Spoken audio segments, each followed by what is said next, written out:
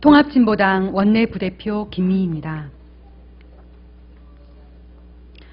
의사협회 집단 휴진에 따른 통합진보당의 입장을 말씀드리겠습니다. 의료민영화 강행의 최대 피해자는 국민이며 의사들의 집단 휴진은 정부가 책임져야 합니다. 국민과 보건의료단체가 의료 영리화, 의료 민영화를 강력하게 반대함에도 불구하고 오늘까지 정부는 기존 입장만 되풀이하며 국민 여론을 묵살하고 있습니다. 대한의사협회 집단 휴진에 대해서 정부는 행정처분, 형사고발로 강경 대응할 방침만을 발표했을 뿐입니다. 정부는 의료 영리화를 저지하려는 의사들을 집단 휴진에 이르기까지 코너로 몰아넣고 공안대책협의회를 하는 등 협박해 왔습니다.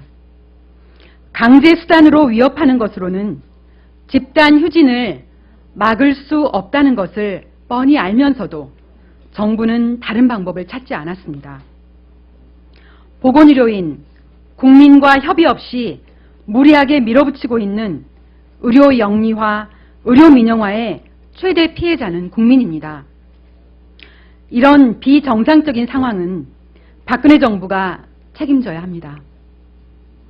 의사들의 집단 휴진으로 국민들이 고통받는다면 그 정치적, 사회적 책임을 지고 문영표 보건복지부 장관은 사퇴해야 합니다.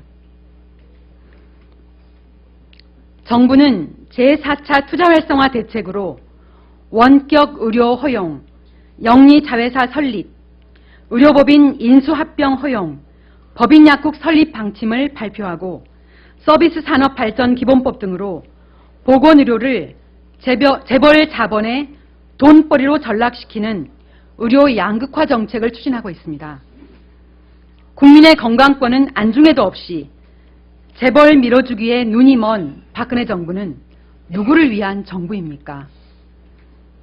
온갖 미사역으로 투자 활성화 대책을 설명해도 결국은 의료 민영화로 가려는 정책이며 우리나라 의료제도를 파탄내고 아파도 병원에 갈 수 없는 재앙을 불러일으킬 것이 자명합니다. 일방적 추진, 강경 대응으로 의료 민영화 정책을 밀어붙이고 있는 정부는 이제라도 반성하고 민주주의 절차에 따라 국민의 뜻을 수렴하고 따라야 합니다. 의사들의 집단 휴진이 재발되지 않도록 진정성 있는 대화에 나설 것을 촉구합니다. 대한의사협회 집단 휴진이 숫과 인상을 위한 수단이 아니라 의사로서 양심과 사회적 책임을 다하는 모습을 보여줌으로써 국민의 신뢰를 얻기 바랍니다. 의료 민영화를 막기 위해서는 보건의료계 단체들은 물론 여러 시민사회단체, 노동조합, 야당이 함께 힘을 모아야 합니다. 통합진보당은 국민과 함께 여론을 모으고 서명운동과 공동의 실천으로 의료 민영화를 함께 막아낼 것입니다. 박근혜 정부가 의료 민영화를 계속 강행한다면 6.4 지방선거에서 국민의 심판을 받을 수밖에 없습니다.